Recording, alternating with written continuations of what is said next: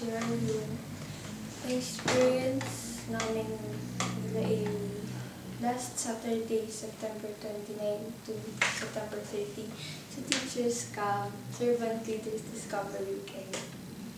Yun. So, nung pumunta kami doon, hindi namin alam talaga kung ano yung gagawin namin doon. Akala namin para lang siyang big tent, pero more than that pa pala siya. So, yung una namin ginawa is yung expectations activity. Meron dun sa expectations activity na yun, yung 4 na tanong. Yun yung, what have I left behind to participate in this activity?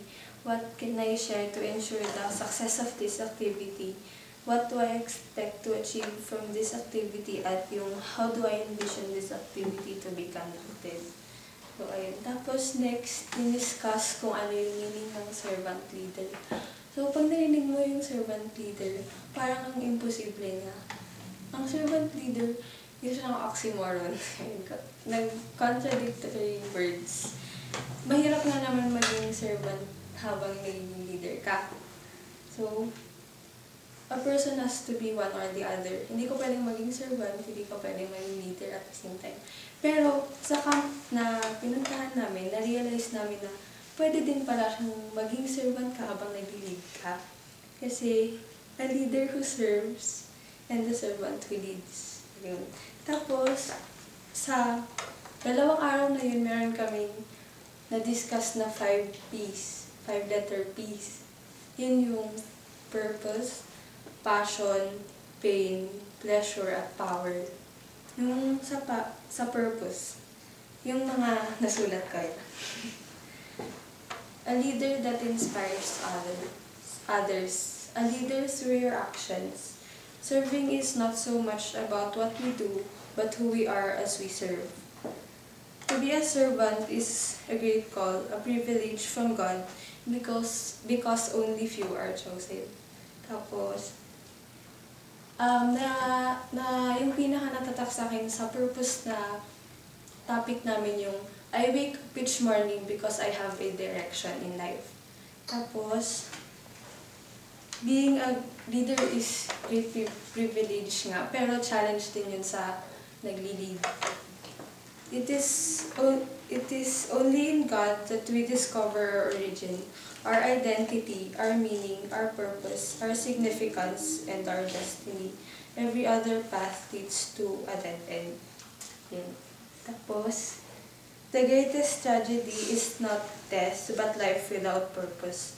So, ang ililip ko sa inyong tanong about sa purpose, alam niyo ba kung ano yung purpose niyo in life? Next naman yung passion. A life without passion is a life not worth living. Ang sabi sa amin, mag-focus ka sa passion mo. Kasi once nag-focus ka sa passion mo, next to that is success. Tapos, yung isa pang tanong is, do you have a passion? Next, pain. Pain is real. To live is to be in pain. To experience joy is to acknowledge the pain and to overcome it. So, have you overcome the pain that you felt? Yan yung pangatlong tanong. Next naman is pleasure. The highest source of pleasure is God. Everything is beautiful if we see life through the eyes of God. True source of true pleasure is not in receiving joy, but in sharing and giving to others. Yung conclusion dun sa pleasure is, every moment in our life is a perfect moment. Because there are so many perfect moments and so many genuine source of pleasure. Yung sinabi sa amin ni Ma'am Cherry, yung nagsabi sa amin tungkol sa pleasure, I am not afraid because I am born to do this. Tapos, ang isa pang tanong is, what is your source of pleasure? Tanong sa inyo. Sa power naman, it is the ability to influence. It can make some people respect you. Pero sa pagkakaroon natin ng power, let us not take advantage of the authority para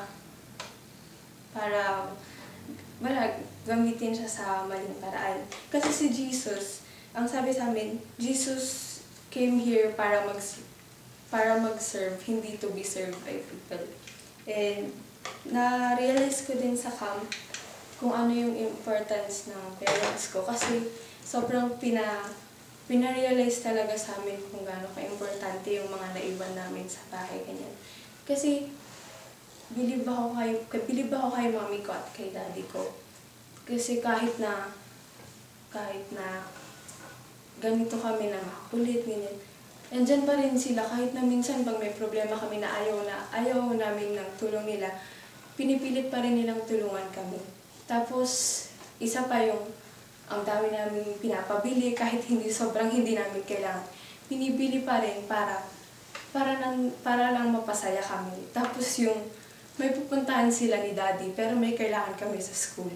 Inuuna nila yung kailangan namin bago yung pupuntahan nila.